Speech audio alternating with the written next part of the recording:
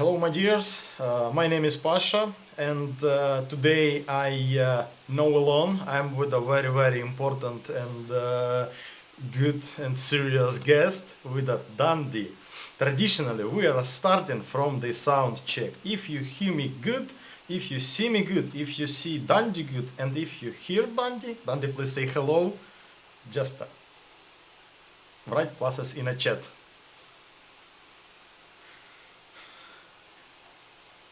Dundee said something because they can't check you. Hello, everybody. It's good to be here. I'm very honored and privileged. I feel really great about being on my friend's YouTube channel, and I'm really honored to be here. So, hello, if you hear me. Thanks so much, Dandy. I'm very happy to hear it. I'm C pluses. It's mean that we can start Yeah, we start conversation from some details, my dears. I'm told in a community post that it's this broadcast will be dedicated directly for support Dundee, and he a little later he will tell about situation. Please doesn't send me nothing for support Dundee.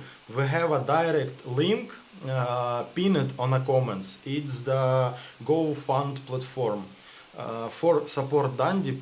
Please use that platform. Thanks so much, my dears, and we start. Dandy, please introduce yourself. Give a couple words about yourself. uh, I'm Dundee, of course. I'm Australian. I was born in the Northern Territory. I'm 38 years old. I traveled to Ukraine. Well, bit of background story on that is this early last year I was training for the French Foreign Legion to join the parachute regiment, and the selection criteria is very difficult. It's some say it's Delta Force level, some say it's a bit harder. The Jaguar course is the most ruthless training course in the world for military. So I started training for that. I was aware of the Ukraine and Russian war and the atrocities that were going on, but I didn't have a full in-depth, like I understood about the political situation and also the war crimes that were happening in Ukraine. One of the things that I saw before I started training for the French Foreign Legion was the Bucha massacre. So when I was training for the to hopefully go into the parachute regiment in France, Legion was I was pushing myself to run a certain amount of kilometers, and I ended up injuring my meniscus. So I was having time off, and I have friends that serve in the Ukrainian armed forces against the aggression of Russia. And a friend of mine asked me how my training was going, and I said, "Look, I'm injured. I've got to have time off." And basically, the short story is he said, "Look, have you thought about coming here and helping us out when you heal?" And I said, "I'm not. I'm not entirely up to speed with the situation. Is there some things that you can help educate me on so I know the full extent of what's going on?" And my friend sent me a file with thousands of images. I would say easily a couple of thousand images, and basically, even though I was training for the French Foreign Legion, I was going through these files on Russian war crimes, and there was this. I remember it's so vivid. I can see it in my mind now. There was one image that really hit hard for me, and instantly made my decision. I knew that I was coming to fight for Ukraine, and there was no way that I would change my mind to come to Ukraine after I saw this image. And this what this image was. was it was a civilian house where Russian forces went through a town, and it was a mother and three children. So there was this bed that was against the wall, and the mother was tied around hands and feet, and she was against the wall. And then there was two of her, I assume, children, of course, and two boys, and they were under the age of 10. So she's on the bed against the wall, and so this is the bed and that's the wall. In between, even though she's hard up against the wall, there was one of her children that was, they were all dead. So one of her boys was in between her and the wall,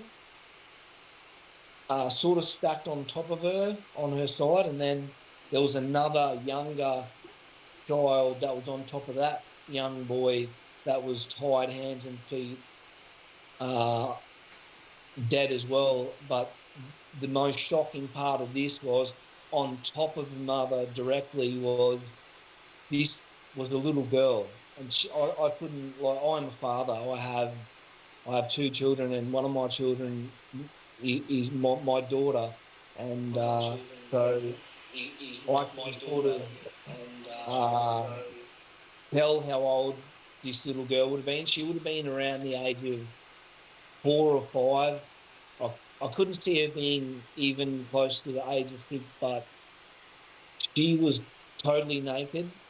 And this because these are military, these are taken by military investigators that were investigating these war crimes, so they were not censored. So this little girl was totally naked. She was tied around the hands and the feet and around the neck, and you could see their identity. There was no black lines over the eyes, and then I immediately knew that that was it. There's no way that I was going to France. And when my meniscus still wasn't even healed, and I was limping up until I got on the plane to come to Ukraine. And one of the thoughts that I had, I thought, if that was my daughter or my wife and my son like that, I don't know how I'd feel. Even seeing that and the emotions that I felt, I thought to myself, how can, like, because these are soldiers being directed by their government, Russian soldiers by Russian government. And I thought, how can a professional force, they're not professional, but how can one human being do this to another, like a child, an innocent child? And I knew immediately that was it. And I had, like, friends. My family was proud that I made the decision to go to Ukraine. There was no way, they never, not one of my family members said, like, don't go. It's dangerous. Of course, it's dangerous war, but I've had some friends say, look, like the drone, the way that the drone warfare is, you're going to get hit by a drone, artillery, but, and there's no way that I made my decision, and that was it. I was going to go and fight for Ukraine, and to give my life, no matter what that took, and in any combat position. So I wasn't naive on my decision. I wasn't some, I don't know what you'd call it, adrenaline junkie or warmonger. I knew that, but based on the rate of casualties that that were and are happening in this war, I knew that eventually, it wasn't a question of if, but when I'm injured. And the question is basically, like, to what extent, so I wasn't naive. I knew that it would happen, and I had to basically come to that determination based on the information that I had, what Russia was doing to this country. And I wanted to, and I still do want to give my life to pick up against aggression. and at what any cost that may be against myself, to fight for those individuals that may not be able to fight for themselves. You know, Daniel, I will not ask you about motivation. Your stories is very sensitive, and you know what I want to say. You have that feels, and you have that things. What a lot of Ukrainians have no. You know, that's I'm really shocked. You know, by your story, because you are a Aussie. You are living in a 10,000 kilometers from Yeah, Ukraine. You can live in your normal life, have a fun, have a chill, but you saw it and you was impressed and you was shocked too. And you have that things what have no Ukrainians who were in that time in a Bucha, in a Hostomel, in a Irpin, who saw that massacre, and now a lot of these men, they have not that feels what you have, and that's for me this strange.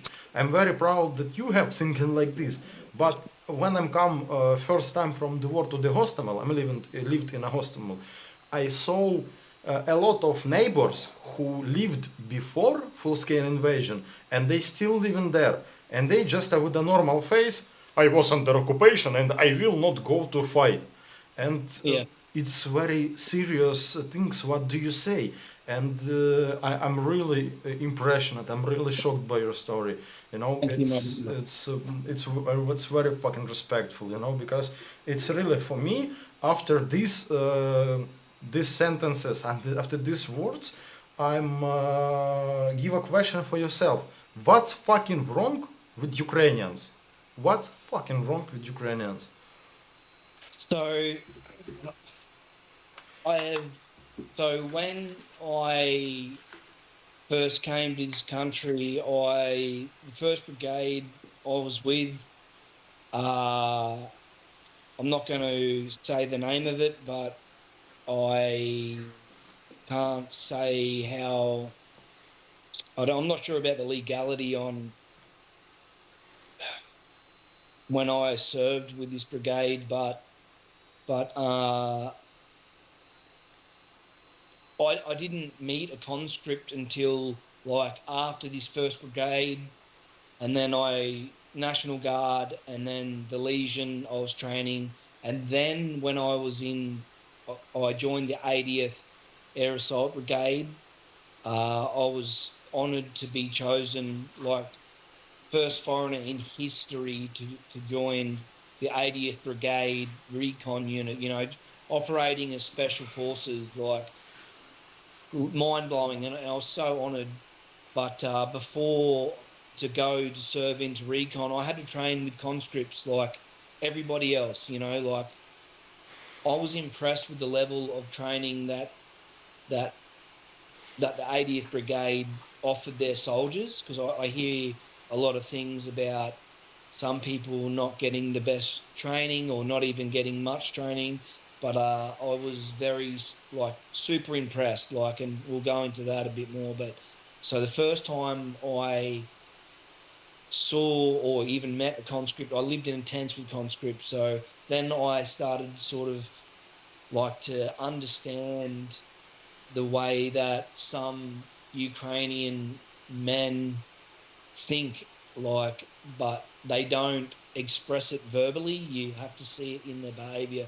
So a friend of mine, call sign Grizzly, he's an engineer, so he built drones for Ukrainian armed forces, like with his own money, like Patriot. Full respect for this guy.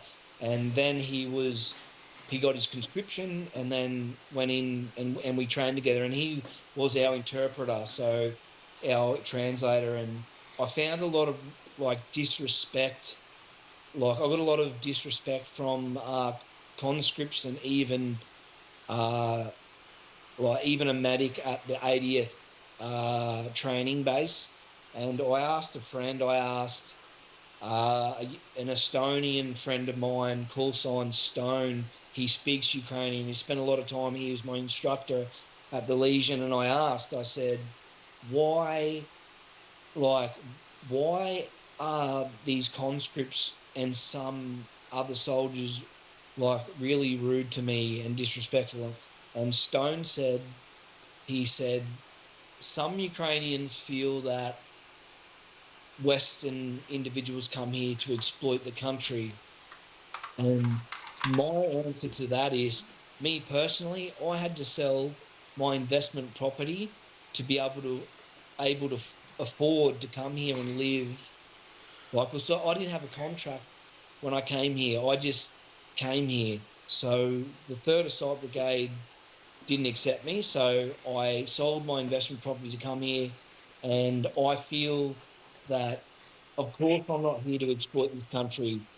But however, some Ukrainian, most conscripts or some Ukrainian soldiers feel that that's that. So that's what our motivations are. So to answer that is, I had more money in Australia. I didn't need the money in comparison to being a soldier, and even just being in training and not being in combat. The money is not good for monthly wages.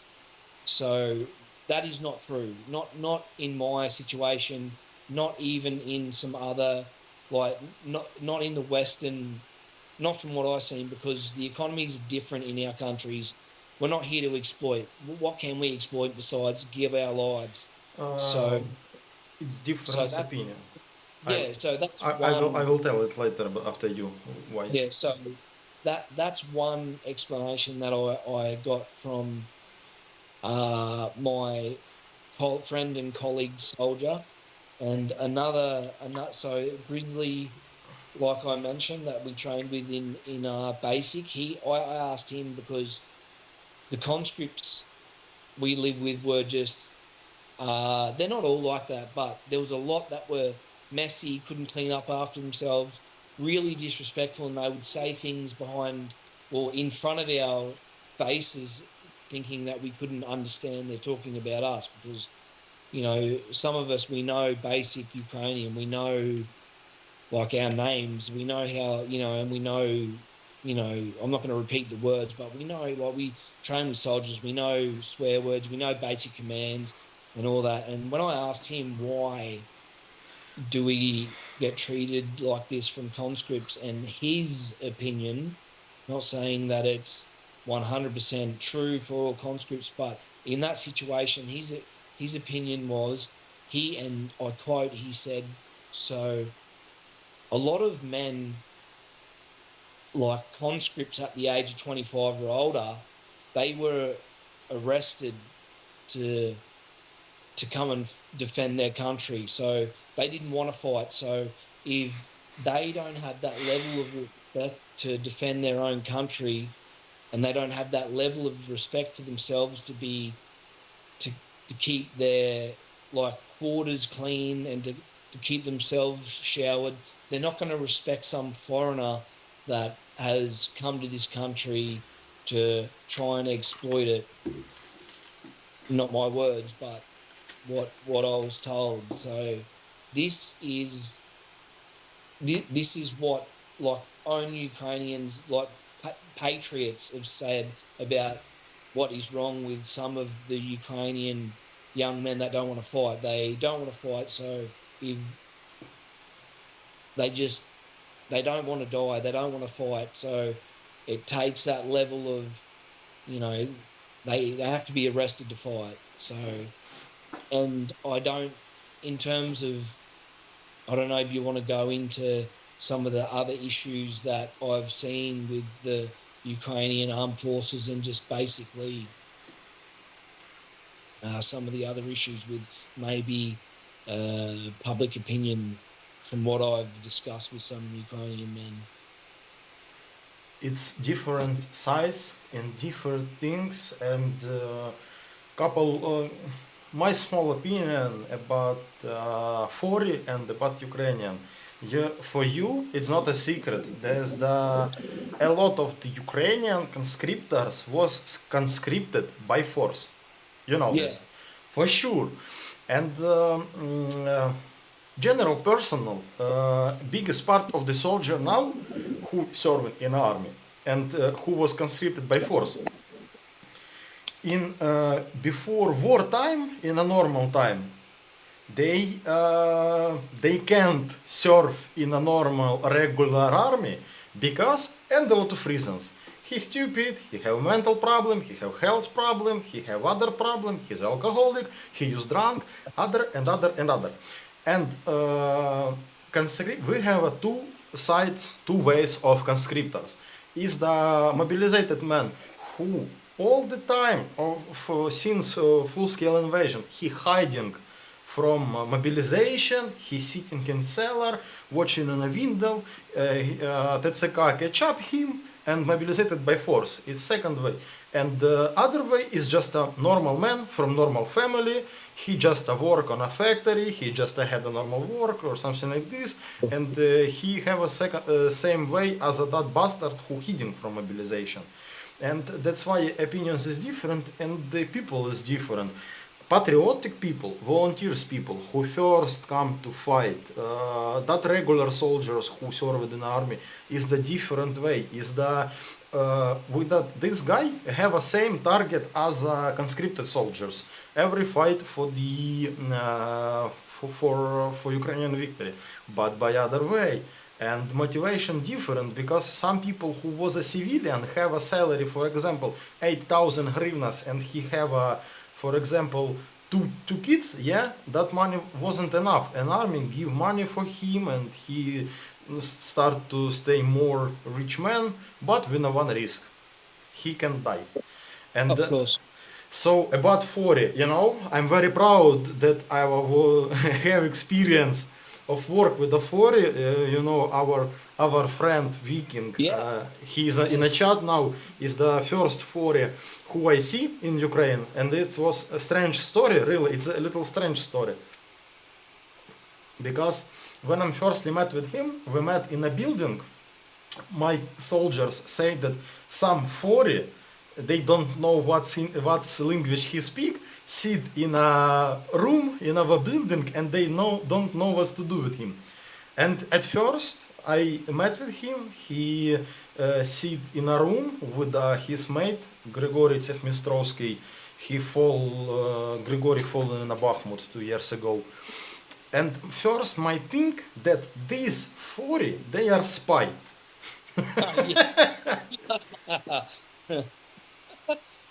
Yeah, it's first thing before I met, and it was the first 40.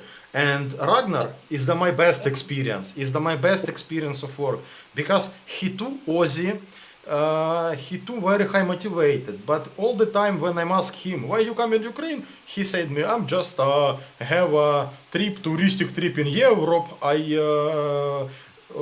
go watch in Europe for looking on a how he said, on a pagan's places in Europe. Yeah.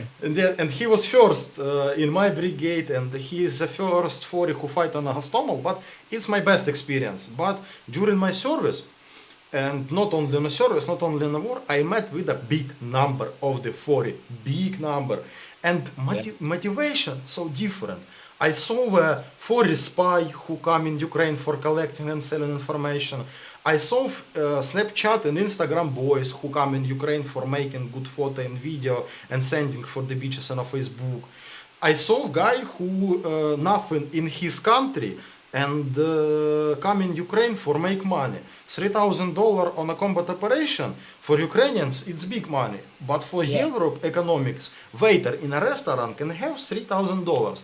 And these people, they are nothing and they come in. And a lot of different motivation, a lot of different targets. We have a bad 40, we have a good 40, but thanks for some guys from some of the 40 units who come in Hostomel when Hostomel was liberated, making photo and other shit. A lot of the 40 have reputation of the clown who doesn't fight.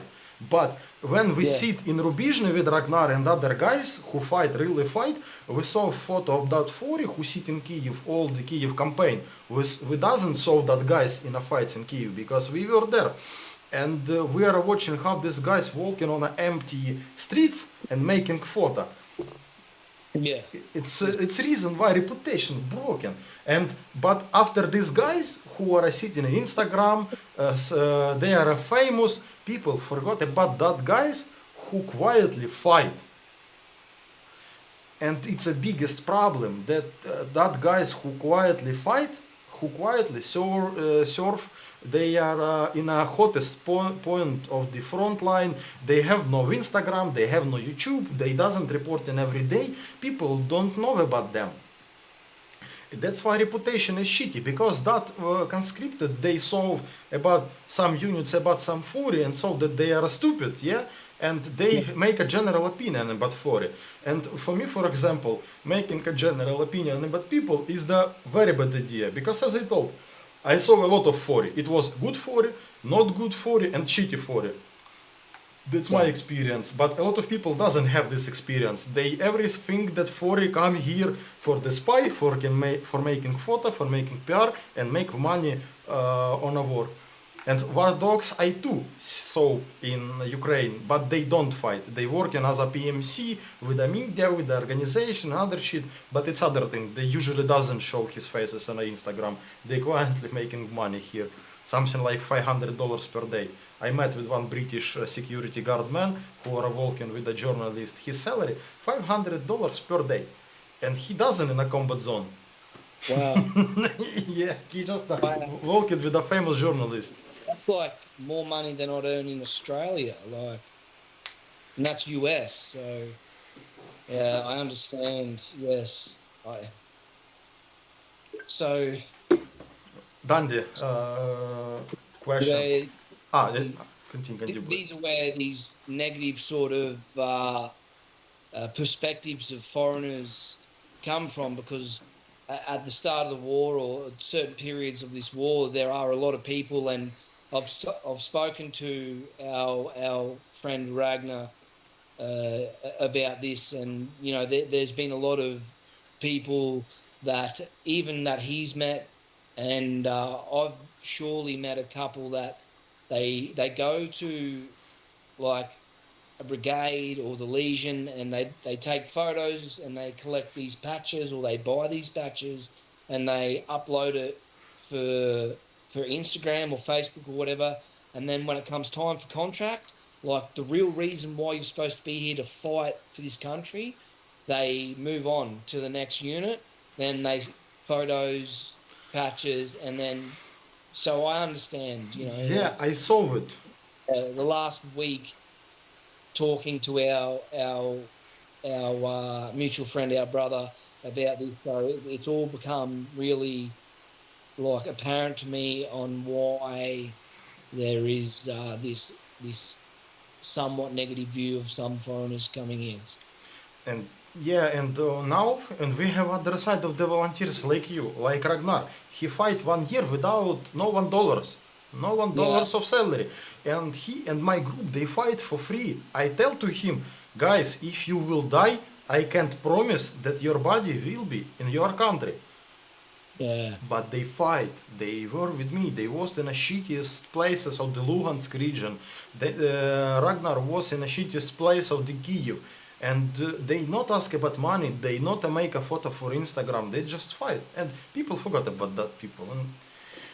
But in general... Yeah. True patriots, those sorts of people. And I really admire Ragnar, like I really, because he's told me about his story, and he's really here for the cause, and to be here for so long and still be alive, that just, and to be on so many missions, and even at the start with no financial support, that's really a testament to his character.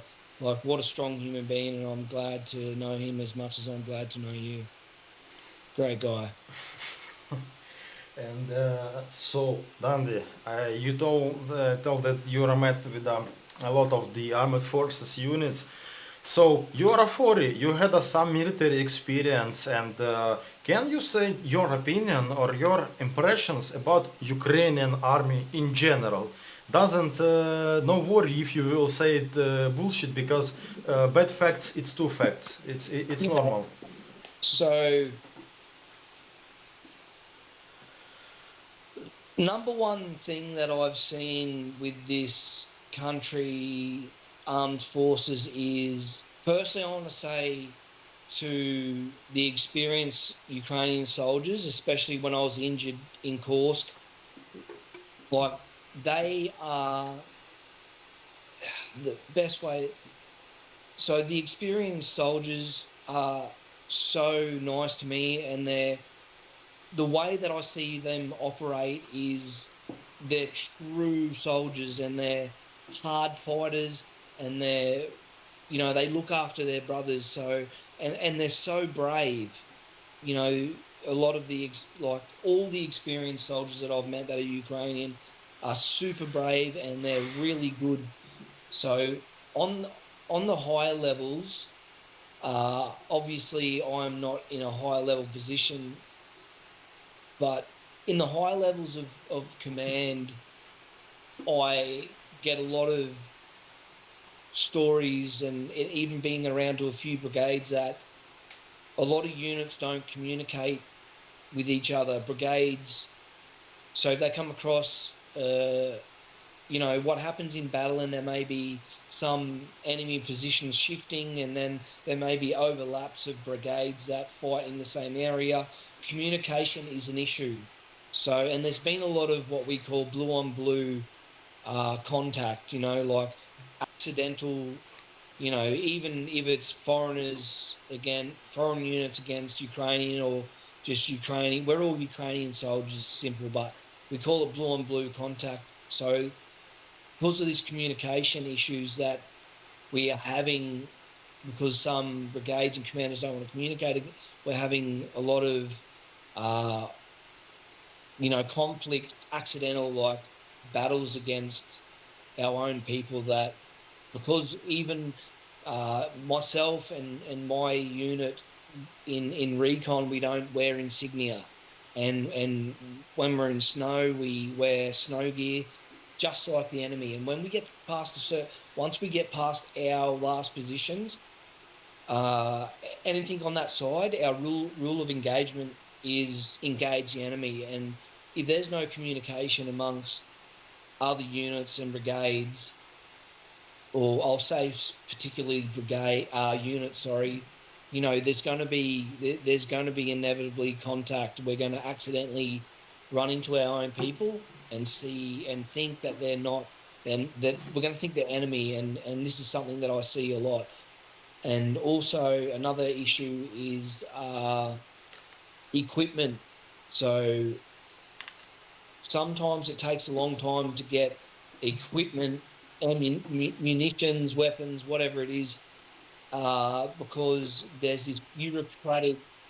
So Ukrainian military are very bureaucratic. They have these steps and and the paperwork. And because there's so many different levels of administration in the armed forces, there's so many like blockages to getting equipment and munitions that are really needed. And this also affects the ability to fight, because of course, if we can't get bullets or plate carriers or even water logistically delivered to our soldiers, this affects how they fight. And one scenario that happened that really resonated with me, which I felt like so like heartbroken for these soldiers. And when I'm in the field, I sort of, the emotionality I put aside. But when we were in Kursk and we were making our way to a position, I heard an FPV drone and come, and you can hear them. They're so loud. So it was coming diagonally to my left, and I thought, oh, it might take a right turn and come for us, but it kept going, and it hit a target, and I couldn't see the target, but I saw the splash, the debris from this target. And when we walked past this position of Ukrainian soldiers, it hit directly on their blindage, and they had logs. That was the roof, and this FPV blew the logs apart. Like, didn't snap them, but it opened up their ceiling of their blindage, and the I was 5 out of 6. So first person, 1, 2, 3, 4, 5, 6. Until we get on position, then I'll go point. But my whole team walked past these soldiers, and the look on his face was horror. And I thought it was because they just nearly died. Luckily, no one died, but he was asking for water. They had no water, and I had a bottle of water on my bag, which was visible. And because we have to travel so far into enemy territory, we are on minimal rations, and because we have to keep our weight down. And every one of our individuals in our group said, can't give out water because we have like 2 liters, 2 bottles. So sorry, that's 3 liters, 1.5 liter bottles for ourselves for possibly 3 days. And if we get cut off, it's going to be longer. So everybody said no to him. And then he just looked at me with this horror, like, and begging for water. And I couldn't give my rations out. So these are the issues that, like, our soldiers are having because of these logistical bureaucratic issues, and it's heartbreaking to see. So this is a major problem. That's why I'm asking you about usually. Uh, that's why I'm asking you about bad things, because now you told about you share your impressions, what you never see on the media. You know, Of course. it's very important because people watching the video from famous, good, super high equipment, tricky guys who are making assault to the trenches, but way of the simple infantry is that guys who asking for water. But it's again about unnamed soldiers who are just soldiers, and that's why it's you know, it's very good to hear you, and it's very good that this part of that combat activity in your memories, because a lot of people doesn't know about way of the simple soldiers. For example, my brigade, my previous brigade, it was famous brigade. For example, and my uncle, not. It's I broke structure. It was famous brigade, and all our guys have a cars, have a drones, and other. Our Riki guys, they have a good equipment, and other. And we had no problems, and our media sources is working. They show in brigade and other. But second example, it's my uncle who was a machine gunner in the mechanized brigade. He was a dirty infantry soldier, and they have no volunteers, they have no journalists, they have nothing, only combat tasks close to death. And it's it's the very sad that people talking about cameramans and the guys who are working on the camera, and forgot about that people who sitting in a trench and have no water, for example, 20 days because FPV don't can drop bottle of water to you. It's very important that you mention it, you know. It's very important because I have these feels, I have the same feels. Bureaucracy, ignoring of the lowest level from the highest level, high officers watching only on the map sometimes. It depends from brigade. It's not the general situation in army, but it's very often situation. So another issue that I see is conflicts amongst soldiers within their unit, that are these conflicts that these personal conflicts that individuals have within their own unit when they're outside of combat. Like, they may go to the pub together, or a restaurant, whatever we say pub in Australia, but they may go to like social functions together, or just get something to eat, and they have a fallout over something. And then because they have this issue with each other in their personal life, because they have to live together when they're not going out on missions in their downtime, it boils over into the battlefield, and it gets people killed because it affects whether they want to really fight hard to save their brothers on the battlefield. And I've seen this firsthand. I've been a victim of it, personal issues from our personal life has affected our ability to operate. And so this is another issue. And so platoon commanders or even squad leaders need to make sure that there is positive rapport amongst their fighting unit to get the best performance out of them on the battlefield. This is an issue, and this goes back to like organizational management of like businesses. If workers have good rapport with each other and they get along, it's better performance for the business. And this is an issue that I see in the military. And short pause. I wanna say thanks for people who are joining for GoFund. It's big thanks for Anonymous, Mark Garcia, Samantha Williams, and Miriam Ward. It's the people who are joining for support Dundee. Thank you very much. Majors, thanks so much. And majors who want to join to support Dundee, you can do it by the attached link in the Thank you. chat. Is the platform GoFund. Thanks so much, majors. Thank you very much. Yeah, and now I feel like a crybaby, who was a crying but bad. And what's good you can share? Good experience what you took in between armed forces. You have something good. I do. I have I have so even though I've experienced a couple of occasions where we've had falling outs with our brothers, but I've had so many positive experiences, and I've met so many people that I call my brothers. They're my family. I love them like my family. I love them like I would love my mother and father or my brothers, my siblings. And I'd like to say when I was training with the National Guard, his call sign Apache, he's a sniper. And,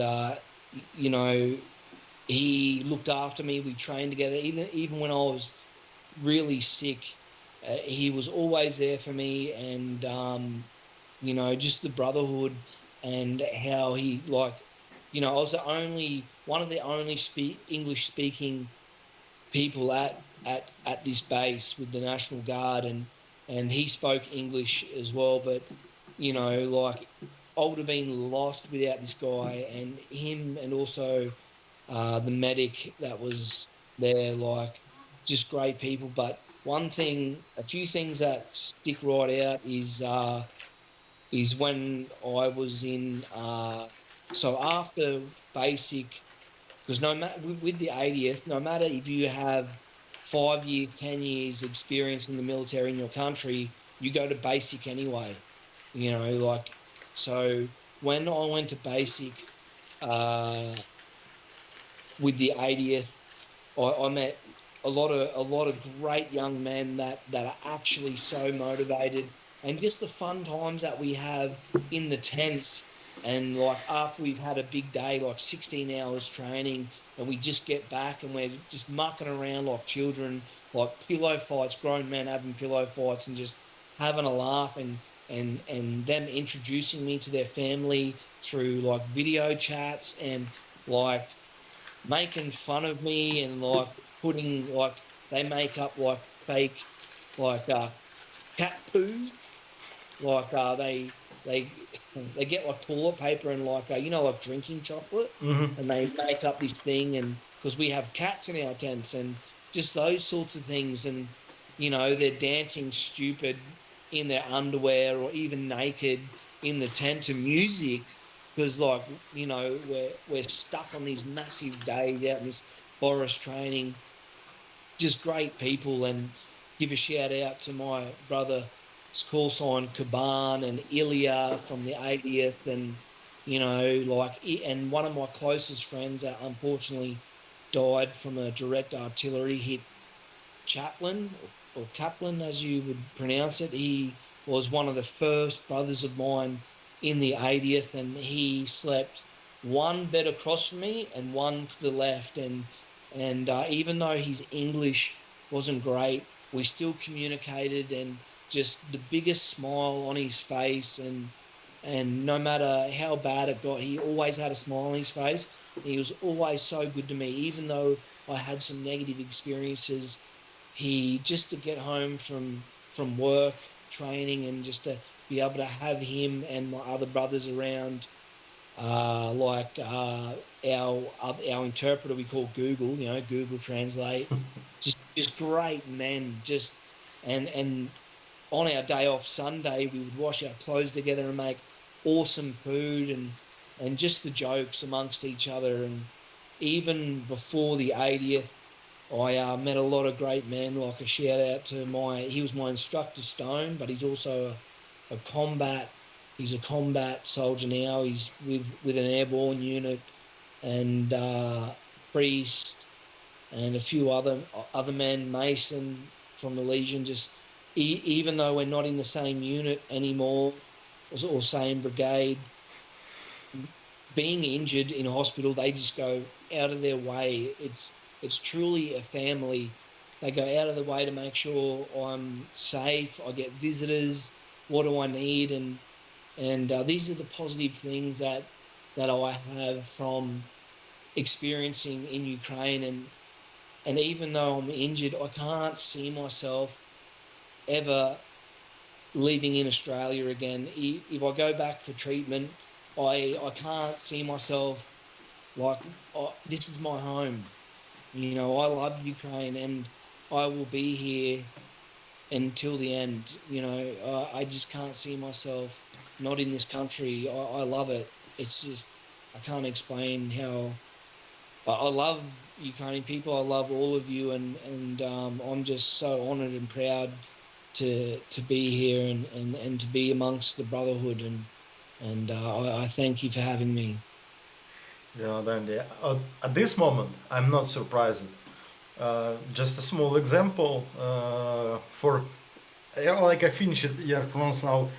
I'm 9 years in army, and every time we are told bullshit about salary, about supply, about environment, about everybody, about everywhere. But best memories is the people, Yeah, and we can forget about that shitty tent, we can forget that shitty kitchen, but we never forgot brotherhood. Army, soldiers, infantry, really brotherhood. Yeah, that's why it's a very good speech from you, because I'm very appreciated, because people is the heart of army, is the heart of the country, is the heart of society.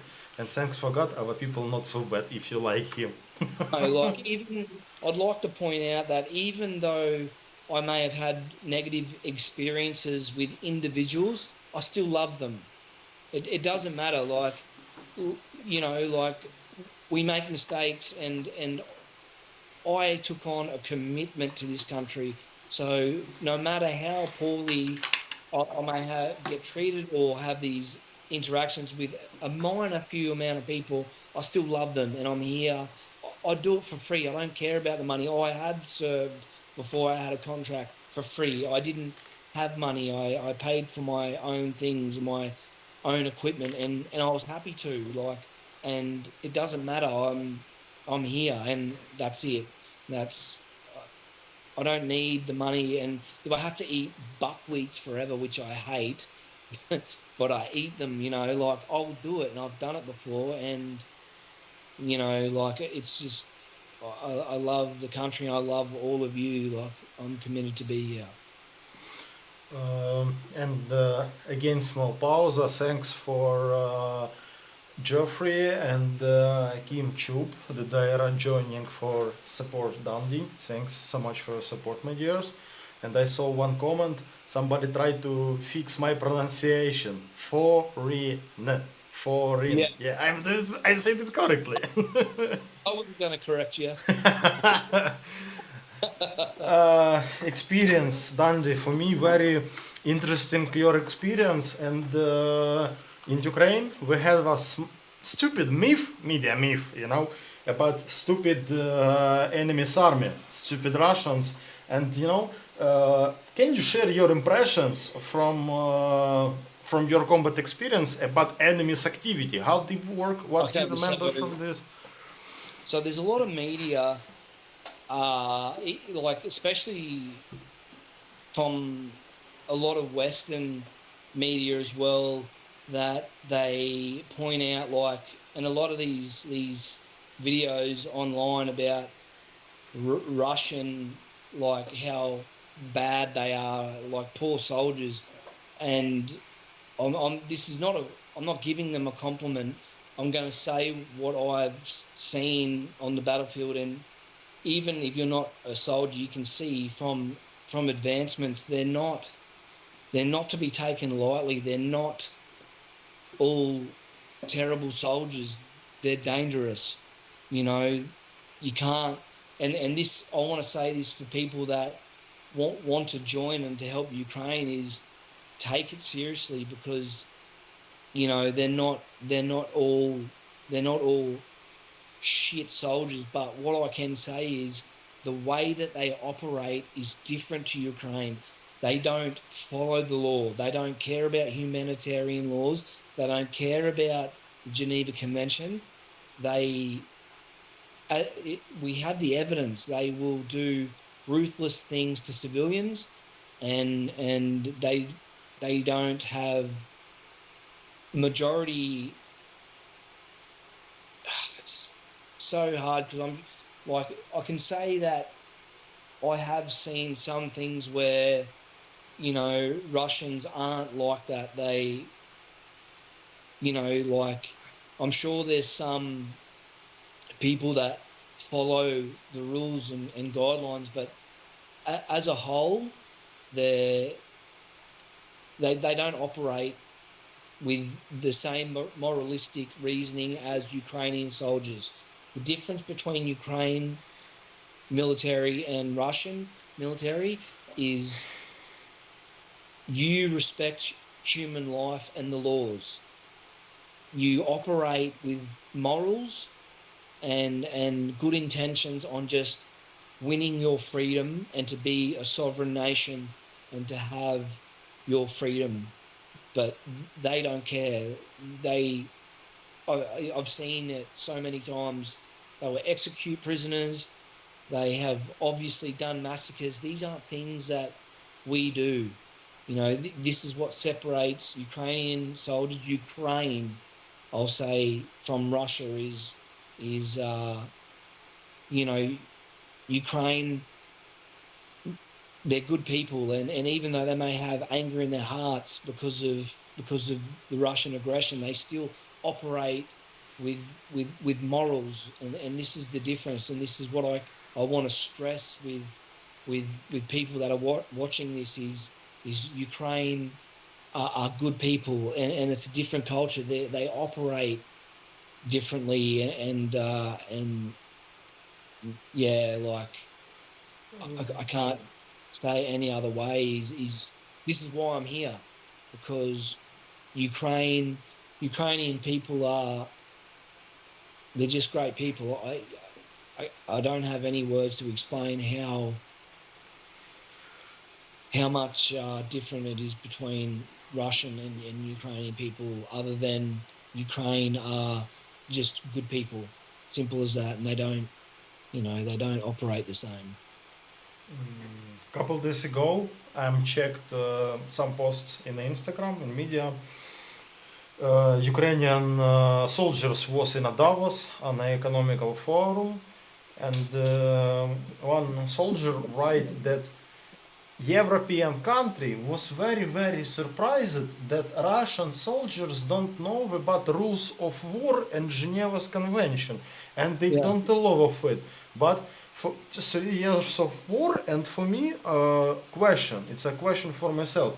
You don't know that they don't allow by these rules after Bucha Irpin massacre, after a lot of the war prisoners execution, and Russian army, you correctly, it's not a compliment, but they are really dangerous. They are really mixed. A lot of the populations of the Russia. So, for example, we can talk about Russian conscriptors and about Russian regulars. For example, we have warrior culture.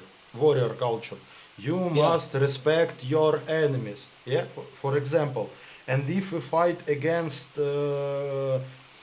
I don't know, special forces, Russian or high professional forces, sometimes they understand, do they allow by this warrior moral, warrior culture.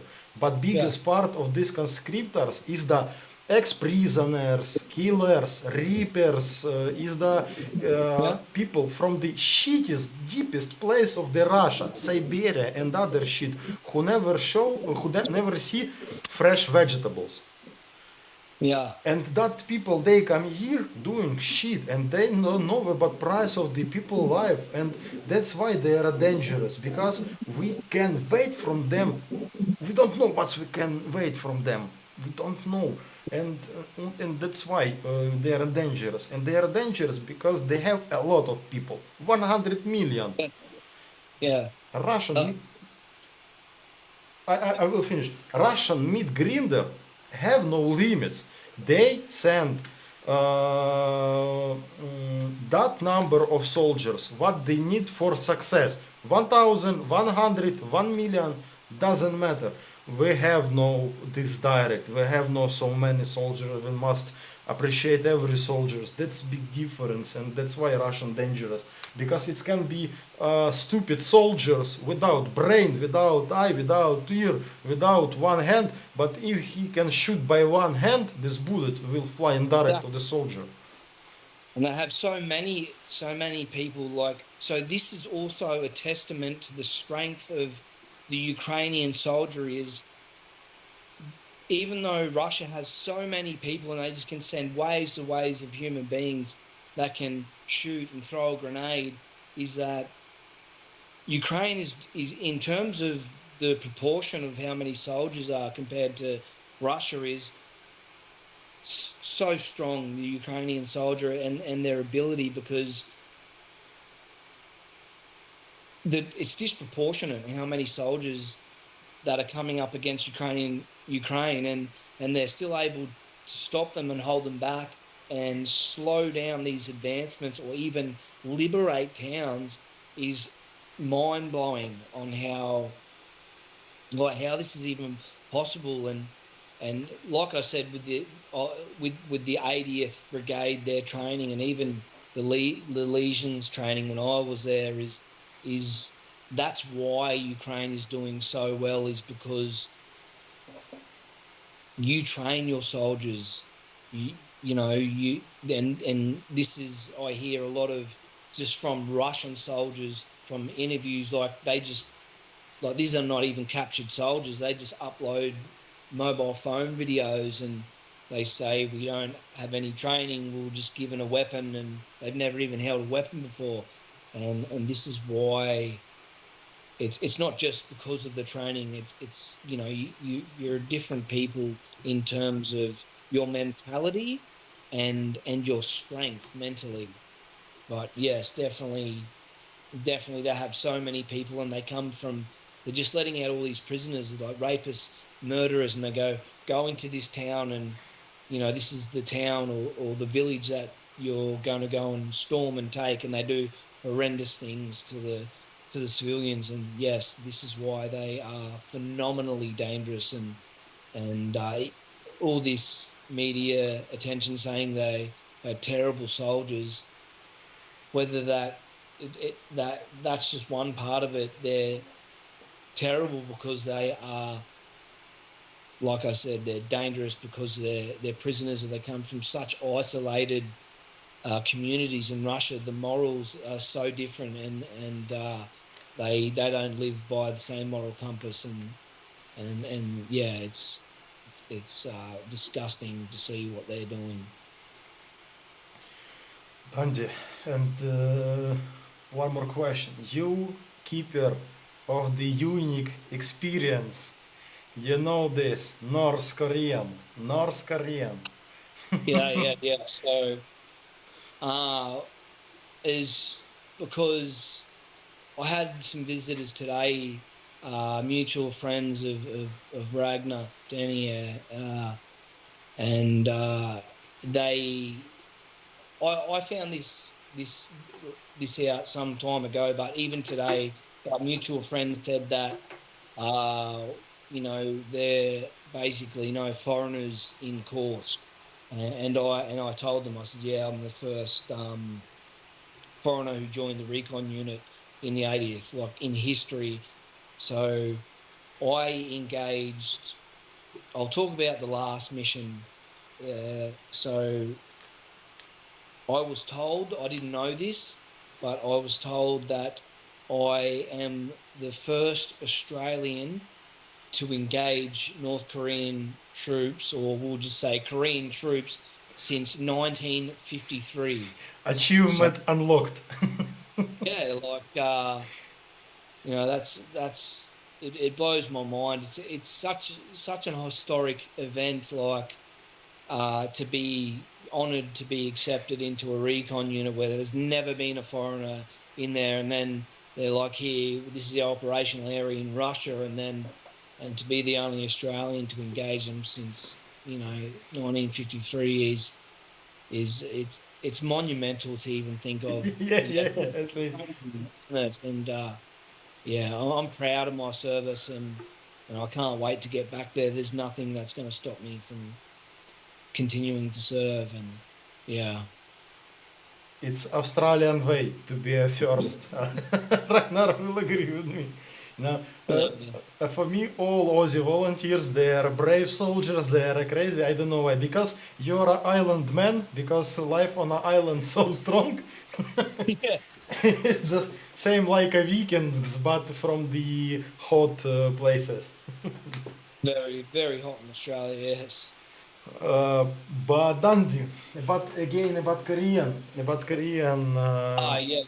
So about experience the of his activity. so I said to we have an ANZAC group. ANZAC stands for Australian and New Zealand Army Corps. So we have this group of Australians. They're all soldiers in Ukraine, and we have discussions about, and someone asked me, a good friend of mine said, "Oh, how do the North Koreans fight?" And I said, "You wouldn't believe me if I told you." He goes, "Just tell me." And I see a lot of I don't know whether it's because they're not skilled in combat. They haven't been in combat for a long time, like campaigns, but they're I don't want to use the term brave, but they're much braver than what you'd think, because they push forward, and you can even see the videos online. They're in the open, just in a group, just walking through while they're getting hammered with artillery, and they just keep going. So I've seen that even when there's Korean and Russian soldiers together, the North Koreans are usually first, and they keep pushing. So if you drop a friend of a Korean, you engage and you drop him, his friends will keep going forward. Whereas if you drop if there's Russians and you're hiding in position and you pop up and you drop one, obviously they retreat into cover, or they'll fall back. So this is the difference. So and I think I'd put it down to their mentality of their culture, and maybe the minimal experience that they've had in combat, but they they they think about battle differently. I would assume. I'm not a military expert on psychological, the way they operate, but they're different to, and they don't understand drones. They like they don't know how to take cover when there's a drone. They out in the open, and they're totally different. But they will don't don't make a mistake about it. They're not to be taken lightly. They will kill you if they can. But yeah, I've seen bravery from them. Yes. I once saw watching drone footage from the Korean assault, from the Korean offensive, and I think in that situation, if I will be on defending side and sit in trench, I will shit in my pants. Because yeah, really, because I saw it uh, from the drone on stream on YouTube, and my opinion, they are working. It's like a some mark. They are working by doctrine. They are working. They attacking by the line with a Yeah. very big number of soldiers. They make so fucking strong suppressive of fire, and we doesn't have a counter of these tactics. I don't know how to do it. Maybe only massive artillery shooting on his place, but they move very quickly. And I saw that one comments from the Ukrainian soldier.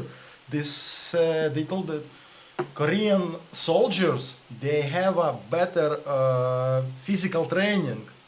They Yeah. more quickly. They have a more ammunition. They took more grenades, the grenade launchers, and they very good Yes. running. No, it's super soldiers. I Yeah. think. Well, I saw on, I don't know whether it was a TikTok video or I'm pretty sure it was a TikTok video. It could have been Instagram, but they have a unit in North Korea of what they call super soldiers. They're made up of male and female, and they look like aesthetic bodybuilders. And I don't know if it was just basically just for propaganda, but anyone can and look it up. And but the men are so fit, the women they're so fit, so they have a lot better physical condition than the Russian counterparts, and they're I would say I've watched a lot of training videos from them, and they're very like the routine and the way they handle their weapon, and the way that they train in a unit. But this could have been just propaganda video. But yeah, they're much better at I'd say stamina, uh, operating running, carrying their gear, and it's heavy, man. I don't carry that much weight, but even I get back pains, and you're right, 100%. Yeah, they're much fitter than Russians. I watched once training of the Korean soldiers. Really, sometimes it's look strange when they drop bricks on his bodies and Yeah, other. again, like it's just like for show, I don't. But I guess it's a display of. So are they hitting bricks on their stomachs with sledgehammers or something like that? Yeah, yeah, yeah. I've seen. Yeah, They are jumping. They make a stars from people. They build stars from yeah. people. Yeah, Different pyramids. Yeah, yeah. So yeah. you're Sometimes it's right. looking You're right. strange. Mm. I made a special topic in the chat is the direct questions for Dundee, and Okay. I will give no worry. Sometimes questions can be repeat because some people join on the stream Yeah. more early than we start, and maybe they skip something, they lose something, and I won't say thanks for everyone who are joining on for Drives for Dundee. And last one is the Rifat Sultana. Thanks so much for your support. Uh, Welcome. questions from the our friend. Do you miss Milo and the good meat pie? Question Oh, from. oh yeah. So that's a very interesting question. So I had a Australian friend. She's a medic. She gets packages sent from Australia, and she gave me she clip seal bag with Milo in it. It was a decent amount, and 24 hours. I drank all that Milo. It's like a chocolate powder, and you mix it with milk. But I love just eating it out of the packet. That's how delicious it is. And so but I've only had it once in this country, and the meat pies, my favorite is bacon and cheese mince pie. So I haven't had one like this. Is not something that I find in Ukraine. And a friend of mine and Ragnar or Danny's said that I said, "Oh, I've thought about starting a pie shop in Kyiv." And he's like, yes, like because I know that the Ukrainians would love it, you know. And I thought, hey, maybe we make like a solo, like meat pie, like solo. I think, yeah. So yeah, I do miss meat pies, definitely, 100%. Vegan King is the sinner because I saw how he dropped sala in the borscht. Is the biggest sin in Ukraine or in soup. Said, what the fuck are you doing? For what you drop it? Yeah, I've never seen it. Next question from the Andy who Dundee. Did you have a military experience before you joined in Ukraine? So from 2000, before 2012, I was with PMC. I did a lot of training in South America. I did some operations in South America, but I did mainly operated in Africa, Khartoum and Ombada. So that's in Sudan. So yes, and then I had an issue in 2012, and then I had a lot of time off, and so yeah, and then I did a little bit of PMC, or just mainly armed security on farms in Australia. So I haven't really been active in it for a long time. If you have something illegal in your military career, you can avoid this answer. Because a lot of people, when they hear word PMC, that's three letters, a lot of the impressions they comment, my dear PMC, it's not only killing African population in Africa, it's a lot of the functions and tasks, is the security, is the humanitarian security. Yeah, I work for Western, so I work for a sister company of a very large American security company. So it wasn't sort of like a uh, illegitimate militia. So it was a professional outfit, and I've had so an instructor from the 80, or actually in my recon unit, said, "Oh, maybe after this war is over and we win, we go to Africa and we start our private security company and fight Wagner." For destroying Russian influence, yeah, Exactly. yeah, So for sure. I've had a bit of interest from a couple of Australians, because I said I might need a couple of people. So yeah, like fighting Russians in Ukraine, Russia, and Africa is just, that's a interesting story. So hopefully that happens. Yeah, I think we will back soon to this story after a couple of years. Sometimes I'm too thinking about Yeah. this.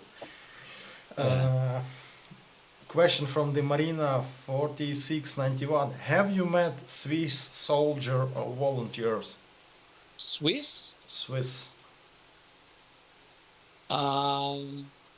One Swiss soldier, and he was a very good friend of mine. His call sign is Yorny. He's back in Switzerland. I met him. He was one of the first friends of mine that I met in this country, and he's back in Switzerland. He got minor injury, shrapnel to the calf muscle. There was no major, so I speak to Yorny every now and then, and he may be coming back, but there's a lot of issues stopping him at the moment that I'm not going to get into, but issues in their own laws in that country. But yes, one. Thanks for the question function. We identify that anonymous who joined to the your fundraise. We identify, thanks so much. Who know, they know. Anonymous. And question from Terina. But Terina, I little don't understand what you mean, but maybe Dan will understand. Do you think sending emus would help? What is emus? ammo, like munitions, like artillery. I think this person means because, and this is something that I've spoken to because I'm a friend of the advisor to the commander of the whole National Guard, and we've had this discussion before, and we need artillery. This is the big problem. Like we need a lot of artillery. This is, I have a lot of people tell me who, I know a few commanders that I'm friends with, and we're having issues. Yes, ammunition, artillery, ammunition, and other munitions. Yes, we do need them, and yes, it would help. So this is a very important subject. Yes, definitely. I agree with Dundee because, yeah, maybe in this war, artillery is not god of war. Because we have a more dangerous shit like AFPV and other, but artillery is still important and is the main device for suppressing, main device for destruction of the Russian position in Russia. Yes. So even uh, FPV is such a costless machine that is so effective.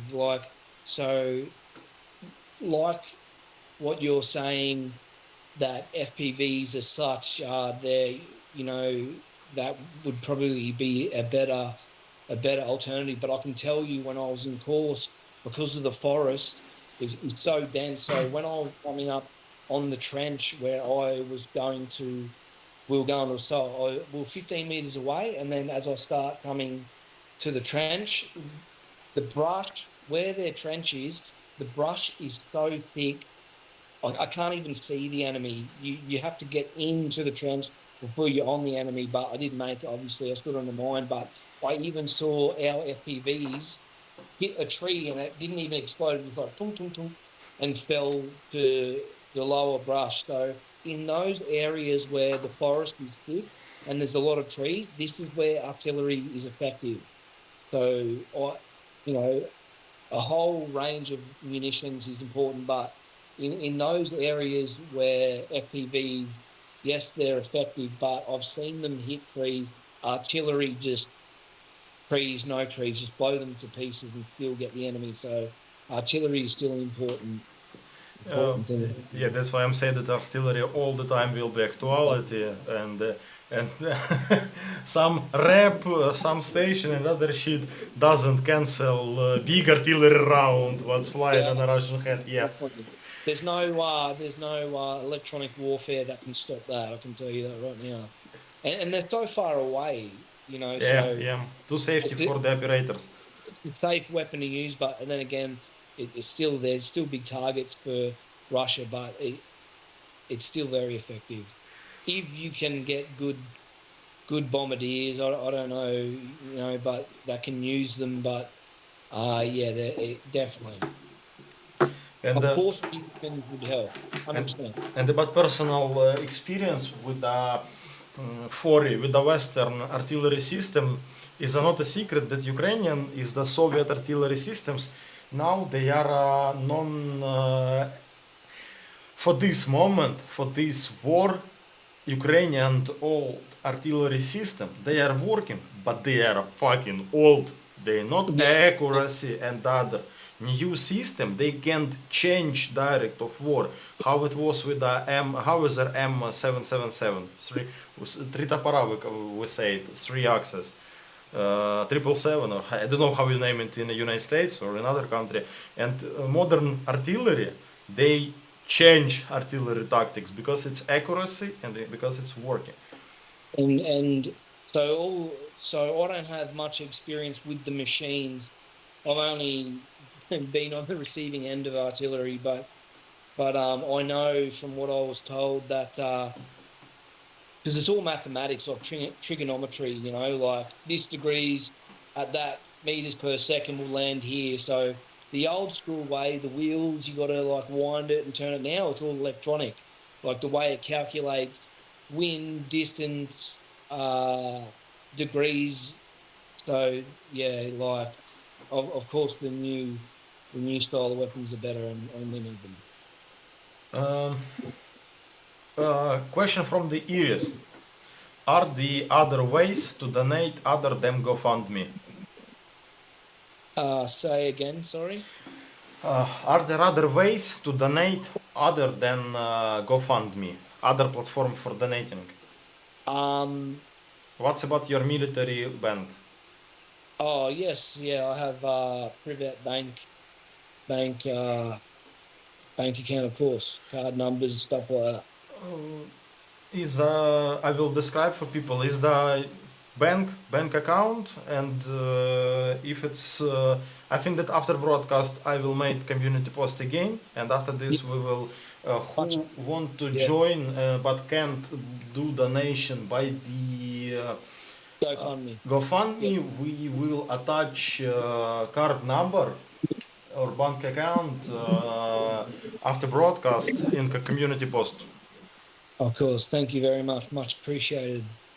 Thanks Andy who for describing about Amos, and I have no questions in the question functions. You know, Dundee, that I'm a pacifist, I'm hipster, I'm hippie. Why it's so fucking funny? Yeah, and I have a white side of me is the touristic side. Where you was in Ukraine, what city you visited, and your opinion, your impression about Ukraine, about Oh, culture, so cities. okay, so let me think. So first, so obviously the first city that I experienced living there was Kiev. So I love Kiev. Like it was, the summer time. I spent a lot of time uh, in Kiev and going swimming. There's this, there's obviously there's a lot of these main rivers that go through Kiev, but they have these areas where you can paddleboard, and the summer in Kiev is gorgeous. It's nice and warm, and the water's beautiful. There's a lot of beautiful women, and you know, Kiev. I love Kiev. You know, the paddleboarding, the jumping off the bridge, and making a lot of friends, and going to like they have an Irish pub in where I was staying, which is weird. Like it's a full Irish pub, and I'm in Kiev, Ukraine, and I love Kiev. It's it's my first major experience in this country, and I have so many fond memories of my first experience in Kiev. So I've been Kiev.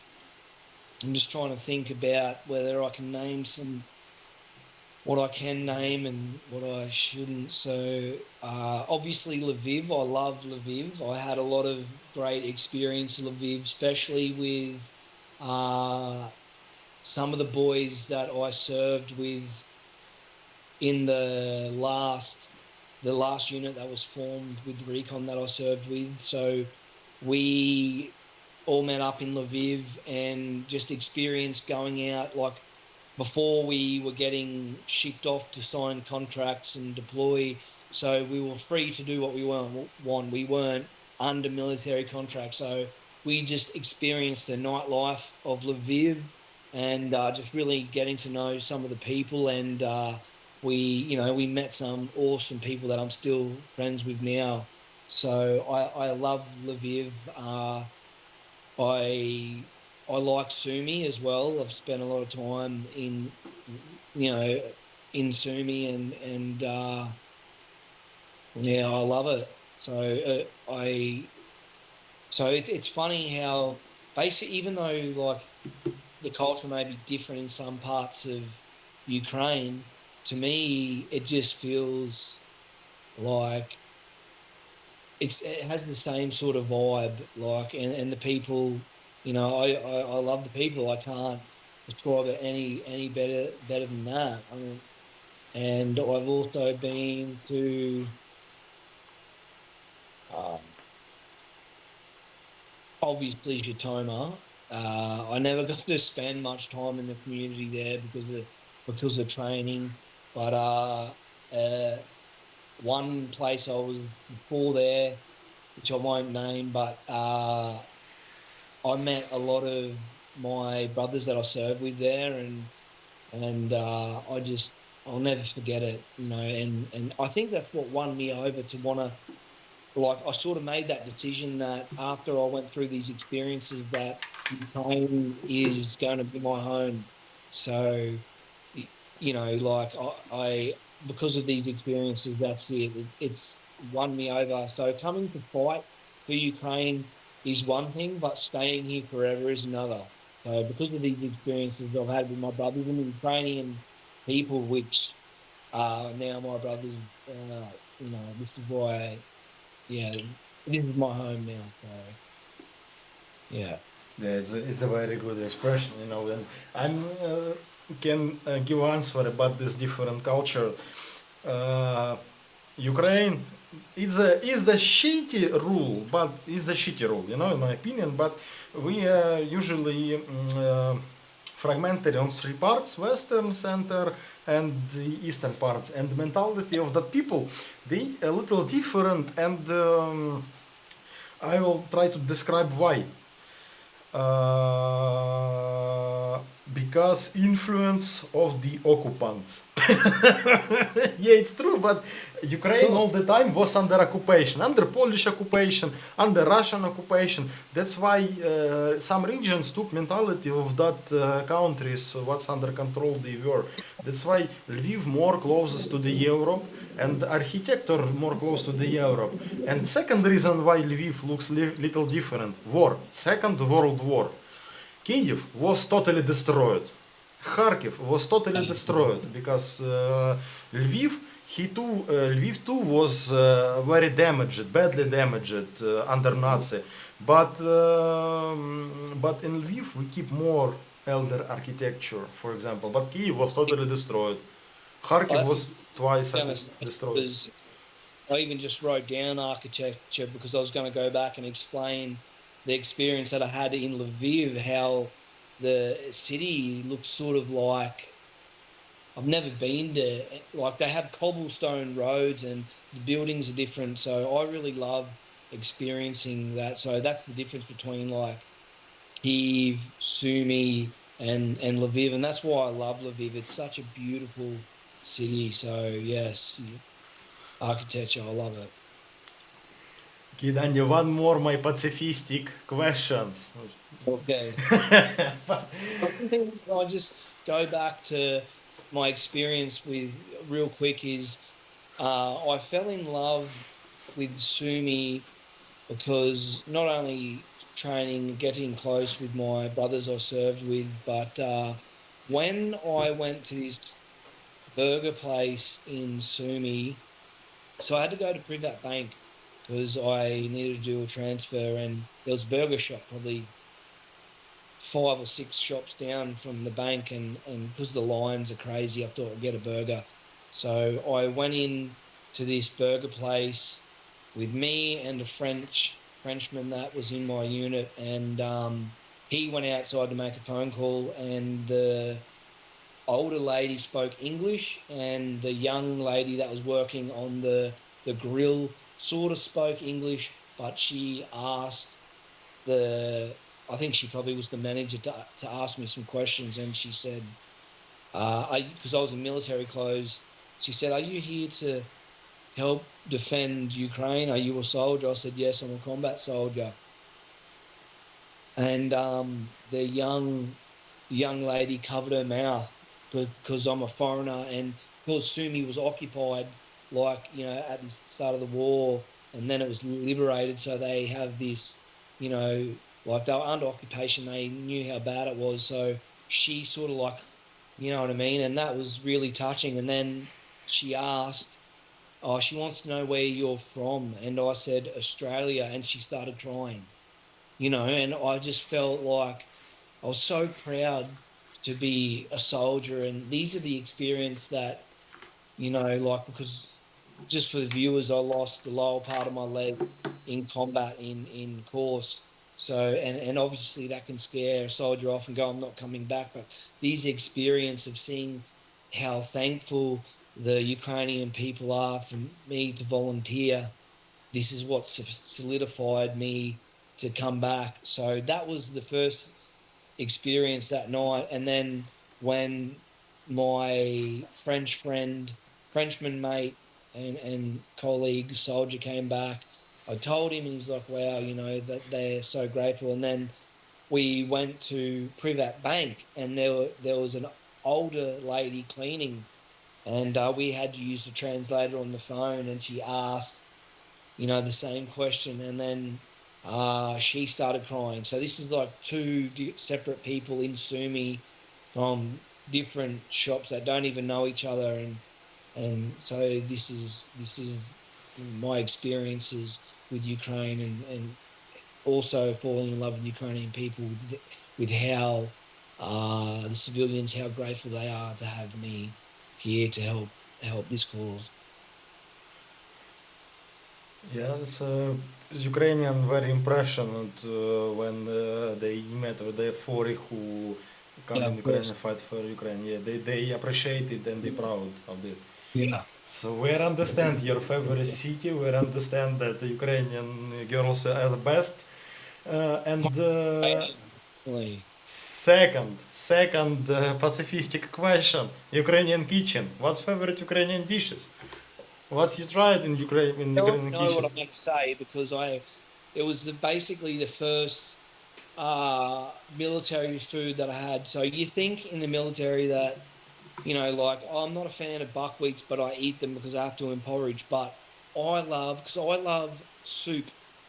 Like, I love at home, I drink chicken soup in a flask. Like, I love it. So I never had borscht in my life Really?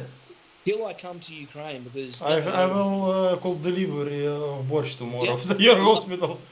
this is so these are the dishes that's the dish that I love is borscht, and I've never had it cold. I don't know what it tastes like cold. I've always had it hot, and I love it. And especially when it's cold. And I've had the flu here, and I couldn't eat anything, and I had to stay in the tent for 2 days. And my friends were bringing me bowls of borscht and take my flask, and I would just sip it, and then get my spoon and eat the rest of the meats. And I love borscht, and that's not even just saying it, but I love borscht. So that's the dish that I love. Like, I don't like salo. I'm sorry. I wish I could. Yeah, I I, me too, me I too. love It's no problem, it's okay. it. Borscht. 100% love it. Of course. Yeah. Yeah. I want to learn how to make it so I can, if I go home for treatment before I come back, I can go. This is what I like to eat in Ukraine. Love Business borscht. idea, making Ukrainian restaurant in your city in Australia if you That would be very interesting. Like, yeah, definitely. I think especially after, because we have a large Ukrainian population now in Yeah, Australia. I know Yeah, that. yeah. So I'm sure we're going to start seeing that, and I'm going to go. I'll be going there definitely to get borscht. Yeah. Yeah, it's a good experience. I had one memories if yeah, it was Ragnar. If I don't mistake, it was on a Donbass because we have some strange dishes in Ukraine, and we were on a Donbass. It's near Solidar. It was Yeah, I know something as well. something like base, and we had a kitchen cook cooked soup, borscht, and other, and drink compot. Uh, Compot or uzvar. Yeah, and it was strange because that cook make this compot from the dry fruits, I've had that one before. Yeah. and I don't know, Ragnar, if it was you or not you, but some my guys, they said trash pot because they see this dry fruits, it looks like a trash, and they see that he got this comfort from from trash. It was the trash pot or something like this. Yeah, because yeah, So some strange I dishes. want to ask the smoked tea. You do all Ukrainian, like it's smoked tea. Smoked tea? It's like tea, but it's got like a smoky. It tastes like it's been like smoked. Is it the type of tea that you drink? It's not like normal black tea. It's like black tea, but it tastes like it's smoked. Like I don't know the name of it, but you just drink it all the time. And do you all love it? Because I don't have the palate for it. I But don't know what means smoked tea. Maybe you had yeah, smoked tea. that's the best I can. Oh, someone would know, like in the comments, if they can, because obviously being a Western, I don't know the name of it. That's the best I can explain it. But like, what's the national tea that you drink? Like, you go like it's served in the military, and even when I was going to buffet breakfast, I thought it was just black tea. I was like, that's not black tea. It's like it's probably is. I don't know what kind of tea you mean because I in think in Google it. in Ukraine, where tea, it's not Ukrainian drink. That's why we are using all tea what we have in the shop. And smoked tea, no black tea. We have a lot of types of the black tea and Ukrainian tea with the aromatizer. Smoked tea, kvass. Is the That's it. cold black stuff. It's the kvass from bread. Yeah, Uh, so you like it? Do you like it? Does kvass everyone? for sure, for sure. Yeah. We are cooking it from the different type of the bread, white bread, Yeah. black bread. We do it from the apples. Kvass is nationality. It's not nationality drink, if I don't mistake. But in Ukraine, it's very popular. When I was young, in my childhood, my grandma make a kvass. They just a dry drop in a big bucket, dry bread. Yeah. Izum. I will translate how it translating. Izum. Izum. Wait a moment. I will translate this word. Dry grape. Yeah. Izum. Yes. Yes, Yes. they drop dry bread, they drop Yeah. dry grape, дрожжи. I don't know how to translate. Yes, and she made the kvass. Yeah, it's very popular in Ukraine in summer because we doesn't use sugar usually there, and it's for me it's tasty. For example. It's interesting. I think it's we- Westerners different. Like I'm sure if I had it when I was younger, but yeah, I always just think it's normal black tea, and then I'm like, yeah. But I'm gonna share an interesting little story about tea. So when I go to like a restaurant and I like, can I have tea? And when I say Moloko in tea, they look at me like I'm crazy, like I have milk in my tea. And when I was on base training with my Ukrainian brothers, uh, my translator, he's also a soldier, Google, he's called sign, he's like, what are you, the queen? Why do you have milk in your tea? And I drink Earl Grey. Like, yeah, what are you, the queen? And I drink Earl Grey with milk in it. And I made it for him. Now he drinks tea with milk in it. But Yeah. in He goes, general, that's pretty good, buddy. Pretty good. So now he drinks Earl Grey with milk in it. So yeah, I'm glad I could have. But they all like think, what? Milk in tea? Like I'm crazy. What are you, the queen? God bless him. yeah, in general, milk with tea is strange in Ukraine. Yeah, yeah. But I'm gonna make you. I'm gonna make you. It's a specific, so it has to be Earl Grey, 2 tea bags. I'm gonna make you a little bit of sugar, not much, but with milk in it. I can. I don't know if you like it, but I think you will. It's delicious. yeah, I do one memories. It was on a Donbass, and is the infantry infantry breakfast. American was very surprised. Coffee with cigarette. Infantry. Coffee with cigarette. Yeah, Uh, coffee and cigarette. You smoke during coffee. yeah. Because and American were very surprised. They say, "No, we don't do this. We are smoking or drink coffee." I said, "No, it's the special infantry breakfast: coffee and cigarette." Yes. I will check the questions functions. Question from the Safedes. Did he try it Paляниця? Paляниця. You know what is Paляниця? No, maybe I've tried it, but it's really hard for me to remember Ukrainian like names of who even Ukrainian. I prefer to use call signs because some names are hard to pronounce. But what is it exactly? Yeah, I will try to describe it. Palyanytsia, and so many foreign they make mistake when they heard palyanytsia or something like this. Palyanytsia is just a bread, black bread, but decorated black bread. For example, Black? Is it? yeah, Is black. it like? Is it savory or sweet? Like Uh, is it? it's like a bread, just a bread. And right, Filip? I've had like is it like a bun, like a burger bun, black burger bun? It's that's why I told that foreign sometimes don't understand what is palyanytsia. Palyanytsia, it's traditional Ukrainian bread, but decorate bread. For example, on a wedding, when pair going on a wedding, mother give a palyanytsia is the round is the bread in round form, and sometimes it's decorated. And I don't know, it's just a bread, my dears. I've never had it. I would remember, but no, I've never had it. I'm gonna, I want to try it. If I'm in Kiev, I'd be able to get it somewhere, and I want to try these things before I go to a rehab center. So I'll be on. But yeah, I need to. Right, how do you spell it? Oh, do you know how to spell it in English? Palyanytsia. Is Uh, Palyanytsia.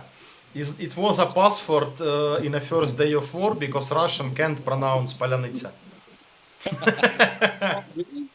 Okay, I really Yeah, want is it just a bread? And my dears, if you will come in Ukraine, for example, in a different restaurant, Palyanytsia can looks different. For example, in a Kiev, we had on a Podil very good restaurant. It's a favorite Ragnar restaurants, ribs, rebernia. And if you order palyanytsia in ribs, it looks like lavash. It's I don't know how it's described. I will translate it in English. Lavash. It looks like pita. Palyanytsia in ribs looks like pita. In other restaurants, it can look like a round bread or something like this. You know, it's just a name of the decorated bread, my dears. Please try to understand. It's not. It's traditional bread, but it's to. just a bread. Okay. Well, I've written it down. I'm going to try it. I want to. Next time when Oh, you will be in ribs, order it. what's that place called? In what? Поділ. Контрактова площа. Ribs. Реберня. Реберня. Is the Madrid? ribs is the Ragnar favorite place. Every time we met in Rebernia. Place. Okay, it's a place. Yeah, it's a restaurant. Ribs. Okay. Rebernia на Well, Подолі. And you can order palyanytsia there. okay. I've got it written down. Excellent. I will check the. Okay, it's the time for check. Go fund. And one more guy joining to the Go Fund is the William Brugata. Thanks so much for support, William Brugata. And now it's the my dears. I mentioned it. I will say it again, my dears. Who want to join to support to the Dundee? You can do it by link pinned on the chat. Thanks so much for all people who are support Dundee, and you can do it by platform GoFundMe.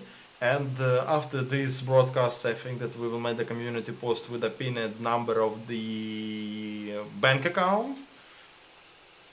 Yes, my dear, thanks so much that you are support us. And question function is empty. My dears, I give a couple minutes for you, chat, to give question for us. More activity. Where is activity? When I'm start broadcast and start talking about bullshit, I have a chat full of the comments. But my dears, today is a very interesting guest are here. My dear, activity. So, one thing that is striking about Ukraine is the women are so beautiful. It's like especially like It's fact. It's fact. I'm not joking, like or trying to be kind. And this is not the only reason I'm going to stay here, but even in like when you walk down the street in Kyiv, it's like model, model, model, model, model. It's ridiculous. They're so beautiful, and they're like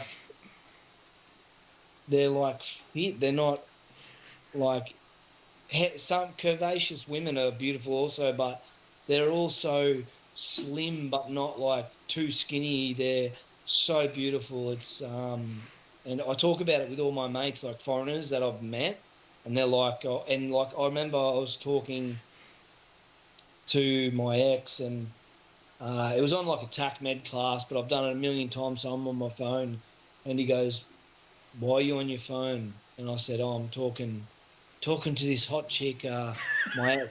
And he goes, "Is she Aussie?" I said, "Yeah." And he goes, "Oh, she's hot." And I said, "Yeah." And he goes, "Is she hot, hot, or is she Ukrainian hot?" Because Ukrainian women are so they're just next level. And I said, "Oh, she's pretty hot, but Ukrainian hot's just it's different. Yeah, totally different." So, thanks so much for that words, but Angela, thanks that you are a give activity, but I know that you are a best woman in the world. Thanks. uh, Question from the Mark Garcia. What are Casey plans for when he gets home? I'm not sure I will be returning home because I've spent so long through my treatment. So there's a good chance I'm just going to stay and do rehab here. But if I go home, I'll be going home for a holiday eventually before I go for another tour or sign another contract. So first thing I'm going to do, obviously, is get a steak, bacon, and cheese mince pie and a Bundaberg rum OP. It's like a special. It's like a national treasure, like alcoholic drink that we drink. Not everyone likes it, like, but that's what I'm going to do. But see my family, of course, and I'm going to the beach to put my toes in the sand because I miss the beach in Australia, and it's not far from where I live with my family. I'm just going to just sit there in the sand. I'm just going to watch the ocean all day, have a few rums, eat my mince pie, and just relax. Maybe a little bit of music, but that's a must. That's what I have to do. I miss it. Question from the RF from USA. What does Casey need to return to his unit? What do I need? Well, I need I basically just my like other than my rehab, I wouldn't like my plate carrier was cut off me in the field. So I need a good I just got a new helmet. It's a really good helmet, but I think I need a good plate carrier. So all that was just cut off me because I had to check for wounds, but that's one thing that I think that I need is a good plate carrier. My dears, here now on a translation, here is the example of the real warrior because he now sit in a clinic. He sit in a clinic room and he think, you know what I need? I need a plate carrier and helmet. Yes. Yeah, well, look, I'll show you this. Literally just got this in the post today, and I've just started putting it back together. Like this is, I'm serious about, getting healthy and going back. Bought a new helmet, and I've got ear armor, headphones. Yarmar. Yeah, I know Yarmar. So. But in my opinion, Yarmar headphones it's not so good because it's very difficult to launch it to your ears. I had the Yeah. Yarmar earphones and fuck how difficult to launch this metal construction to your ear. It's difficult to launch for me, for example. So my friend had the same. I haven't had them yet. I had I think it was raised and I never had a problem with them. Besides, I ripped the ear thing off when I went to the KSB and something happened. But if you're real rough on them, you can pull them off. The screw just comes out. But my friend in my unit, he had the same ones that I've got now, and he has issues with them clamping onto the ear and staying flush. So I hope I don't have these issues. But yeah, I'm already preparing for my next.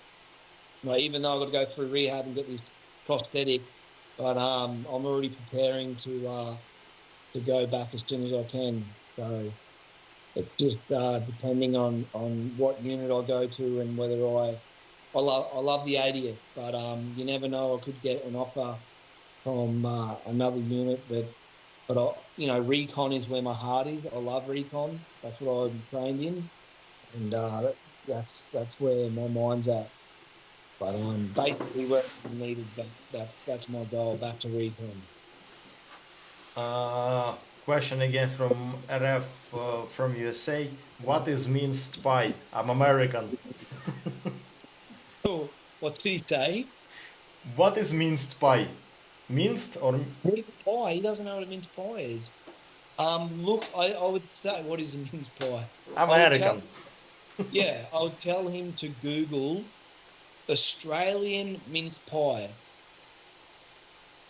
So mince is just like MINCE, Australian mince pie, and there's pages, and I don't even know if you get to the end of them, but there's a ridiculous amount of them anyway. So what is Australian mince pie? Question from Iris, non-military here. What a plate carrier? Oh, Basic questions. so plate carrier is so it's like what a police officer would wear. So it's a bulletproof vest, but it's not made. The plate carrier is not made from ballistic material. It holds this plate that goes in it that is ballistic, and it can it can stop bigger rounds than a bulletproof vest. It looks like it just looks like a small bulletproof vest with a plate. Exactly. It's a more comfortable bulletproof vest, small with a smaller range of the bulletproof vest, but to the plate carrier. So much heavier. How long is rehab expected to take for Casey? It depends on the individual. So it depends on your mentality and how serious you are to put. Like it's like an athlete. Like how hard is he willing to put his body through pain to get to a certain level, and it's so soon after the injury, but I'm in rehab at the moment, physio, and putting pressure on it and going through the rehab. I feel that, oh man, 6 months really, like, I'm told it could be 4 months, and I'm walking normally again 3 months, like basically, and from now I'm aiming at the soonest possible time. But I would say realistically 4 months, like 5 months. But there's a lot of cases where they're 5 months they're walking again properly and running, but it's different for every person. It depends on how their injury is and how the tibia and the fibia fuse to the implant. The bone grows apart across it so the bones don't spread when you put weight on it. So small recommendation: have a nice rehab, have a nice medication, have a nice chill. Don't be so quickly for back to the front line, because it's a long time to start feel this new cyber leg. Yes. Yeah. But I think maybe in the earlier stages I've been offered to be an instructor in a few places after this contract term runs out, but I'm not going to do that under contract, because I'm not getting locked in an instructor's position for 6 months minimum. So I'll probably do something like that at the first stage for maybe 2 months and see how I go with operating on this leg. But yeah, the goal is to do it quickly but safely. I don't want to go out there and not put my own life at risk, but worse, get somebody else killed because I can't perform and they have to stick around when we're in the thick of it to try and help me out. That's negligence, and I'm not ready to do that to any of the brothers. You should normally understand and give a mark and rank it your status and understand how useful you can be or where you be useless. You must normally understand it because I know a lot of the guys, infantry guys, who fight with protheses, but really it's some limitation. It's really limitation, it's some discomfort, and really don't be so quickly. Have a nice medication, have a nice rehab, and to be a new part of Keyboard community. You know, for me, I'm very proud that people with it's a some social pacifistic side again.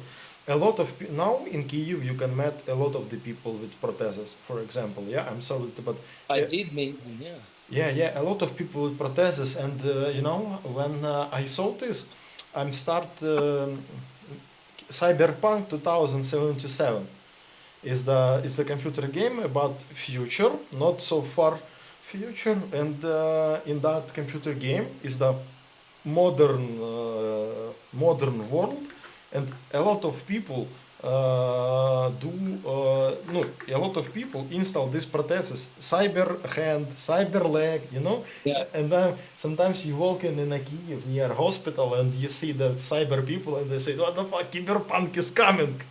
and, and it start to be a normal. Yeah. It's very good that people normally see this and normally react on it, and it's very good.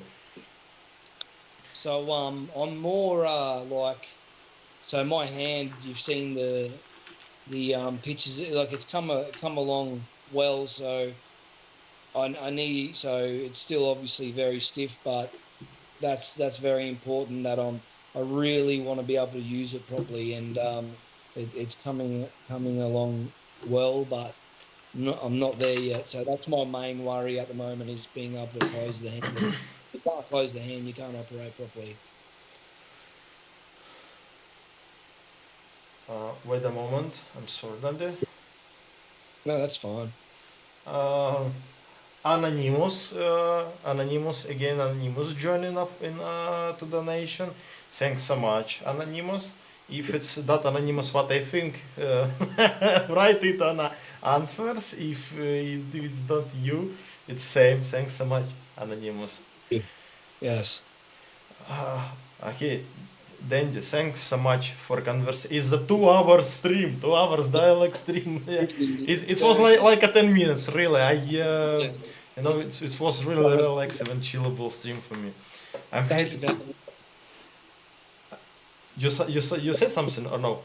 Thank you for having me. I'm honoured to be here and to be a part of the Ukrainian community and the camaraderie. I know you say thank you for me being here, but I really feel that I'm the honor. Like it's me that I'm honoured and I'm humbled by Ukraine and the people, and I'm a super fan of you. Even though like I've just started like looking at your videos and like thank you. I'm super grateful for you having me on your YouTube channel, and I'm super grateful for the viewers and the help and the funding and just the kind words, and it's been an awesome experience. Thank you very much. Thanks so much, Dandy. I very appreciate it, my dears.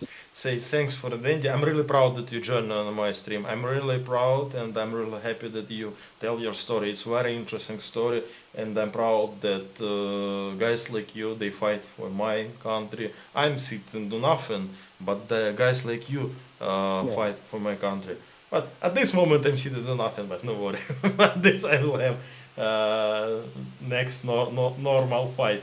Thanks so much, Dante. My dears, I will say it and repeat it again. If you want to support for Rehab Dundee, you can use it via GoFundMe platform. And after this broadcast, after the broadcast, I will make community post with the requisites of the other ways. And my dears, I will make a summary. Thanks for the it's summary that guys who are joining on abroad in the journey to support is anonymous. But I know first anonymous. Mark Garcia, Samantha Williams, Miriam Ward, Jeffrey Mark, Kim Chuk, Rifat Sultana, William Brugata, and anonymous again. My dears, thanks that you are a support Dundee. We very appreciate it. It's very important for that fighters like a Dundee. I'm really happy that you are come. It was a very good conversation. 2 hours, like a 10 minutes. Really, I'm really happy. Yeah, my dears. Thanks for support us. Thanks that you are watching us. I give a one insight, my pacifistic insight. Today I was in a Холодный Яр, on a territory of Холодный Яр. It's soon will be new video about this territory. It's will be something new, my dear. Thanks that you are supporting Dundee. If you wanna support channel, you can do it by PayPal or via PayPal. All right. Yes. Thanks so much, my dears. See ya later. Thank you. How finished translation? You lose finish at bottom. I will do it on a second laptop. Thanks, my dears. See you later. See you. Goodbye.